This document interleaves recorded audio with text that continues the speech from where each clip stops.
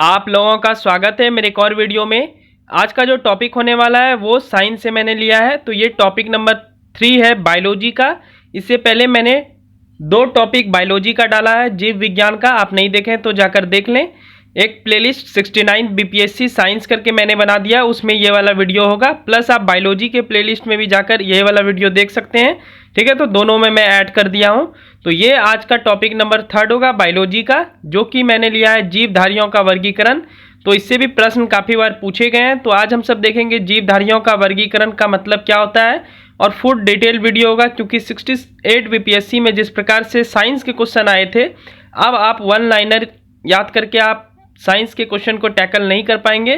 तो आपको एक डिटेल्ड वीडियो चाहिए होगा, तो मैं छोटे छोटे टॉपिक के माध्यम से आपको डिटेल में पढ़ाऊंगा, ताकि आपको साइंस जो है छोटे वीडियो में अच्छे कंटेंट मिल जाए और आप अच्छे से ध्यानपूर्वक आप कॉपी में नोट डाउन करके क्वेश्चन को टैकल कर लें। प्लस आपको अपने बुक से ज़रूर पढ़ना चाहिए, क्योंकि बुक बहुत यूज़फुल चीज़ होता है। मोबाइल से ज़्यादा बुक इंपॉर्टेंट है। तो आप फ़ोन वीडियोस को बाद में देखें, पहले बुक को पढ़ लें, ताकि आप अच्छे से कॉन्सेप्ट क्लियर होना चाहिए। और कॉन्सेप्ट क्लियर होगा तभी आप साइंस आगे समझ पाएंगे, या कोई भी सब्जेक्ट। ठीक है, तो मैं रिकमेंड करता हूँ कि आप एनसीईआरटी जरूर पढ़ लें। ठीक है, मैं बीपीएससी एग्ज़ाम निकाला हुआ हूँ, तो मुझे एक्सपीरियंस है। तो प्लीज़ मेरे एक्सपीरियंस के बदौलत पे मैं सजेस्ट कर रहा हूँ, आप प्लीज़ एनसीईआरटी जरूर रीड कर लें। ठीक है, ये मेरा हाथ जोड़ के विनती है आप सबसे। उसके बाद आप वीडियो देखें, वीडियो के कंटेंट को समझें, उसके बाद आप अच्छा से क्वेश्चन को टैकल कर लेंगे। ठीक है, तो 68 में जिस प्रकार से प्रश्न पूछे गए थे, उसके मद्देनजर रखते हुए हम सब जीव विज्ञान, फिजिक्स, केमिस्ट्री दोनों को अच्छे से पढ़ेंगे, तीनों सब्जेक्ट को अच्छे से पढ़ेंगे फुल डिटेल में। ठीक है, पर वीडियो छोटा होगा, पर टॉपिक वाइज होगा। पूरा चैप्टर में एक बार में नहीं कवर कर रहा हूँ। ठीक है, तो टॉपिक वाइज होगा। जैसे आज जीवधारियों का वर्गीकरण पढ़ रहे हैं, अगले दिन सेल के बारे में पढ़ लेंगे, जिसमें कोशिका जिसको बोला जाता है। ठीक है, तो इस प्रकार से हम सब पूरा वीडियो को देखेंगे। फिलहाल शुरू करते हैं टॉपिक नंबर 3, जीवधारियों का वर्गीकरण। ठीक है, तो पहला है कि वैज्ञानिक आधार पर जीव का वर्गीकरण सबसे पहले जॉन रे ने किया था। ठीक है, दूसरा है आधुनिक आधार पर किन्होंने किया था, जीव को किन्होंने बांटा था, तो कैरोलस लिनियस ने बांटा था। और कैरोलस लिनियस को वर्गीकी का पिता कहा जाता है। ठीक है, तो वर्गीकी का पिता कैरोलस लिनियस को कहा जाता है। चलिए आगे बढ़ते हैं। तो अब देखते हैं कैरोलस लिनियस द्वारा कौन कौन से पुस्तक लिखे गए हैं, जो कि बहुत बार एग्जाम में पूछे गए हैं। तो जेरेरा प्लापटेरम सिस्टमा नेचुरी, ये तो बहुत बार पूछा गया है। क्लासेस प्लाटेरम एवं फिलासोफिया वाटेनिका में जीव का वर्गीकरण किया गया है, किनके द्वारा, तो कैरोलस लिनियस द्वारा। ठीक है, अब एक और फेमस क्वेश्चन पूछता है कि किसके द्वारा जो है जीव को 2 भाग में बांटा गया था, यानी 2 जगत में बांटा गया था। तो लिनियस द्वारा सिस्टमा नेचुरे बुक में 2 जगत में बांटा गया है जीव को। कौन कौन सा, तो पादप जगत, जिसमें मुख्यतः पेड़ पौधे आते हैं, आगे इनके बारे में डिटेल देखेंगे। दूसरा है जंतु जगत। ठीक है, चलिए आगे बढ़ते हैं हम सब। तो कैरोलस लिनियस जी ने जीव को 2 जगत में बांटा था।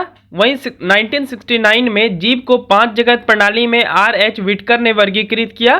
ठीक है, नाम आप याद रखेंगे, R.H. विटकर। ठीक है, तो अब देखते हैं कि किस किस भाग में वर्गीकृत किया और किनके अंतर्गत क्या चीज उन्होंने रखा। तो पहला नंबर है मोनेरा। मोनेरा एक्चुअली में क्या है वो देखते हैं। इसमें एक कोशीय केंद्रक आप सही कर लेंगे, केंद्रक नहीं होता है, केंद्रक विहीन प्रोकैरियोटिक जीव को रखा गया है। यूकैरियोटिक और प्रोकैरियोटिक बाद में मैं समझाऊंगा डिटेल में। फिलहाल केंद्रक विहीन रखा गया है, यानी प्रोकैरियोटिक में केंद्रक नहीं रहता है। तो इसमें एक कोशीय केंद्रक विहीन प्रोकैरियोटिक जीव को रखा गया है। एग्जाम्पल मैंने लिख दिया है, तो मोनेरा का एग्जाम्पल है, जैसे पहला है माइकोप्लाज्मा। तो यह स्वयं विकास व प्रजनन करने में सक्षम है, और यह सबसे छोटा जीव है, यानी दुनिया में सबसे छोटा जीव कौन सा है, माइकोप्लाज्मा। चलिए आगे बढ़ते हैं, मोनेरा के भी कुछ और भी उदाहरण देखते हैं। सेकंड नंबर उदाहरण है मोनेरा के साइनोबैक्टीरिया, इसे नीलहरित शैवाल कहते हैं। ठीक है, आगे हम सब शैवाल के बारे में भी पढ़ेंगे, बने रहिए वीडियो में। थर्ड नंबर है जीवाणु। तो हमारे शरीर में जीवाणु पाए जाते हैं, और जीवाणु हम सब के लिए फायदेमंद भी होता है और दोष रहित भी होता है। ठीक है, मतलब दोषी भी होता है, जिससे आप बीमार भी पड़ सकते हैं। तो जीवाणु क्या है, यह अति सूक्ष्म तथा एक कोशीय जीव है। इसकी लंबाई 2 से 4 माइक्रोन है। पोषण के आधार पर जीवाणु परपोषी एवं स्वयंपोषी दोनों होते हैं। ठीक है, तो ये दोनों प्रकार के जीवाणु होते हैं। फोर्थ नंबर क्या है, आर्की बैक्टीरिया। अब ये आर्की बैक्टीरिया क्या है, तो इसका उपयोग मीथेन के उत्पादन में होता है। मीथेन गैस होता है CH4, जिसका फार्मूला होता है आप याद रखें, और यह दलदल वाले स्थानों पे पाए जाते हैं। ठीक है, तो ये थे मोनेरा के एग्जाम्पल, जिसमें क्या क्या पाए गए, तो साइनोबैक्टीरिया, जीवाणु, आर्कीबैक्टीरिया, और साइनोबैक्टीरिया को क्या बोलते हैं, नीलहरित शैवाल। ठीक है, चलिए अब देखते हैं कि विटकर जी ने दूसरा जो बांटा था जीव को वो कौन सा है, आगे देखते हैं। ठीक है, तो मोनेरा के बाद दूसरा नंबर है प्रोटिस्टा। ठीक है, तो विटकर जी ने जीव को प्रोटिस्टा में भी रखा है। प्रोटिस्टा क्या होता है इसको हम सब देखते हैं। तो इसमें एक कोशिकीय यूकैरियोटिक जीव को रखा गया है। यूकैरियोटिक से आप घबराएं नहीं, मैं बाद में समझाऊंगा आपको।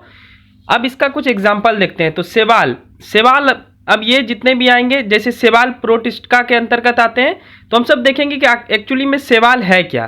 तो यह पर्णहरी मुक्त संवहन उत्तक रहित थैलोफाइटस है। ठीक है, अब ये क्या है, तो शैवाल में वास्तविक जड़, तना तथा पत्तियों का अभाव होता है। सिंपल सा बात समझ लीजिए, और शैवाल पानी में होता है। ठीक है, आगे बढ़ते हैं। हम सब आगे भी हम सब शैवाल के बारे में ही अभी पढ़ेंगे।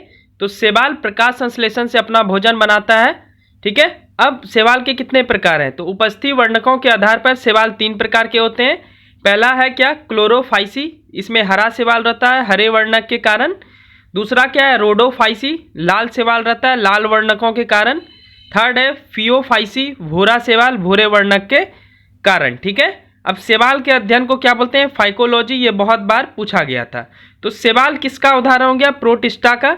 मोनेरा में हम सब बहुत सारे एग्जाम्पल देखे थे, जीवाणु देखे थे, है ना, साइनोबैक्टीरिया देखे थे, और प्रोटिस्टा में हम सब शैवाल देखे। तो शैवाल के बारे में जाने क्या था शैवाल। शैवाल से भी बहुत ज़्यादा प्रश्न पूछे जाते हैं, तो आप इसे एक बार अच्छे से कॉपी में नोट डाउन कर लें। इसका नोट्स मेकिंग जरूर करें ताकि आपको एग्जाम के टाइम में बहुत हेल्प मिल सके। चलिए आगे बढ़ते हैं। अब देखते हैं कि विटकर जी ने तीसरा जो समूह बांटा था वो क्या है। थर्ड नंबर है हमारा जो विटकर जी ने बांटा था जीव को, वो है कवक। ठीक है, फंगी इसको इंग्लिश में बोलते हैं। तो इसमें यूकैरियोटिक तथा परपोषी जीवधारी शामिल होते हैं। ठीक है, ये यूकैरियोटिक और प्रोकैरियोटिक बहुत बार आया है, तो मैं जरूर समझाऊंगा इसका डिफिनेशन। कवक में प्रकाश संश्लेषण की क्रिया नहीं होती है, आप याद रखेंगे। कवक पर्णहरिम रहित, संवहन उत्तक रहित थैलोफाइटस है, और यह परपोषी है। ठीक है, अब इसके उदाहरण क्या है, तो खमीर और कुकुरमुत्ता या मशरूम एक प्रकार का कवक का उदाहरण है, एग्जाम्पल है। ठीक है, तो फंगी का एग्जाम्पल आप याद रखेंगे, ये भी एग्जाम में काफी बार पूछा गया। अभी और जानते हैं कवक के संदर्भ में कुछ और भी। चलिए कवक का और देख लेते हैं। तो लाइकेन कवक एवं शैवाल का मिश्रण है, इसे आप याद रखेंगे इस लाइकेन शब्द को, क्योंकि डायरेक्ट एग्जाम में एक बार पूछ लिया था ऐसे ही। ठीक है, यूपीपीसीएस में शायद पूछा था। कवक का अध्ययन माइकोलॉजी है, आप इसे भी याद रखेंगे, और अध्ययन का जो है वीडियो ऑलरेडी अपलोडेड है, आप जाकर देख सकते हैं। ठीक है, अब जो है विटकर जी ने जीव को चौथे जो भाग में बांटा था वो था पादप। पादप का मतलब हो गया पेड़ पौधे से रिलेटेड। ठीक है, तो देखते हैं पादप में क्या क्या आते हैं, और बहुत प्रकार के इसमें पौधे का भी हम सब जिक्र करेंगे। ठीक है, तो सभी बहुकोषीय प्रकाश संश्लेषी उत्पाद एवं स्वयंपोषी जीव आते हैं, यानी यहाँ पे मल्टीपल जो सेल वाले जीव होते हैं, बहुकोषीय जीव जो होते हैं वही आते हैं। अब प्रकाश संश्लेषण का मतलब क्या हुआ, क्लोरोफिल के कारण जानते हैं आप, पौधे प्रकाश संश्लेषण की सहायता से भोजन ग्रहण करते हैं। तो ऐसे जो पेड़ पौधे हैं वो किस श्रेणी में आते हैं, तो पादप की श्रेणी में आते हैं। चलिए आगे और बढ़ते हैं, पादप से रिलेटेड क्वेश्चन देखते हैं और भी। अब आइए पादप को और अच्छे से समझते हैं। तो पहला है उत्पादक, इसका मतलब क्या हुआ कि जो भोजन स्वयं बनाए। पेड़ पौधे आप सब जानते हैं भोजन स्वयं बनाते हैं, तो इसलिए इन्हें उत्पादक कहा जाता है। इसी में एक पौधे का जिक्र आता है जो कि एग्जाम में बहुत बार पूछा गया था, तो मैंने लिख दिया, घटपर्णी या नेपेथिन्स का पौधा। ये प्रकाश संश्लेषण की क्रिया से भोजन बनाता है। ये तो हर एक पौधा बनाता है प्रकाश संश्लेषण की क्रिया से, पर इसकी कुछ खास बात है कि यह कीट भक्षी पौधा है। ठीक है, ये नाइट्रोजन की कमी को पूरा करने के लिए कीट खा लेता है। ठीक है, तो यानी पेड़ ऐसा पेड़ है ये घटपर्णी जो कीट को खा लेता है नाइट्रोजन की कमी को पूरा करने के लिए। ठीक है, इसलिए इसे कीट भक्षी पौधा कहा जाता है, आप समझ गए होंगे। अब दूसरा है उपभोक्ता। देखिए उत्पादक क्या हुआ, जो स्वयं भोजन बनाए। उपभोक्ता क्या होता है, यह दूसरे जीवों पर भोजन के लिए निर्भर होता है, जैसे मानव, मनुष्य। ठीक है, हेमोसेपियंस किस पे डिपेंड करता है, ये पेड़ पौधे पे डिपेंड करते हैं भोजन के लिए, तो ये उपभोक्ता हुए। ठीक है, उसके बाद क्या है कि उसी में मैंने लिखा है कि प्राथमिक उपभोक्ता को भोज पदार्थ के रूप में ग्रहण करने वाले जंतु गौण उपभोक्ता कहलाते हैं, इसे आप याद रखेंगे। ठीक है, चलिए और समझते हैं पादप के बारे में। चलिए आगे बढ़ते हैं। उसके बाद है तीसरा जो है विबंधक या अपघटक, यह मृत जीवों से भोजन लेता है। तो ये 3 प्रकार के पादप को बांटा गया, ठीक है, उपभोक्ता, उत्पादक और अवघटक। अब देखते हैं कि मरुस्थलीय या मरुभीत क्या होता है। तो जो मरुभूमि में उगे, कहाँ पे उगे, रेगिस्तान में, जैसे कैक्टस, मदार, ब्रायोफिलम पौधे आते हैं। ठीक है, ये कहाँ उगते हैं, मरुस्थल में होते हैं। इसमें एक पौधे का जिक्र किया गया है, क्रीटोफाइटस। अब क्रीटोफाइटस एक ऐसा पौधा है जिसकी जड़ जो है जल की खोज करने के चक्कर में ये 25 से 30 मीटर लंबा हो जाता है। आप अनुमान लगा लीजिए कितना स्ट्रांग होगा। ठीक है, ये ज़्यादा बड़ा पेड़ नहीं रहता है ज़मीन पे, पर इसका जो जड़ है वो 25 से 30 मीटर लंबा है। आप हाथ से क्या, मतलब जो अलगाने वाला जो भी गाड़ी है उससे भी नहीं अलगा पाएंगे। तो क्रिएटोफाइटस पौधे का जड़ 25 से 30 मीटर लंबा होता है।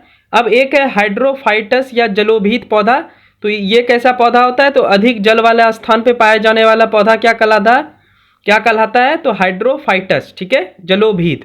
ये भी एग्जाम में पूछा गया है, खास करके बीपीएससी में। और ये तो बीपीएससी में पूछता है लवण मृदोभीत क्या है, तो यह उच्च लवण युक्त जल में पाया जाता है। नमकीन पानी जहाँ पे होता है, खारा पानी, वहाँ पे ये वाला पौधा पाया जाता है, उसको क्या बोलते हैं, लवण मृदोभीत। ठीक है, चलिए अब देखते हैं आगे कि विटकर जी ने 5वां जीवों को किस श्रेणी में बांटा है। तो विटकर जी ने 5वां जो बांटा था वह है जंतु, एनिमेलिया। तो सभी बहुकोषीय जंतु, समभोजी, यूकैरियोटिक उपभोक्ता जीव शामिल होते हैं इसमें। इसे मोटा जोआ भी कहते हैं। ठीक है, तो इस वीडियो में हम सब देख लिए जीव का वर्गीकरण, जिसमें हम सब क्या क्या, अगर समरी लेना चाहे तो वैज्ञानिक रूप से जो जीव को बांटा था वो जॉन रे थे। उसके बाद आधुनिक युग से जो जीव को बांटा था वो कैरोलस लिनियस थे।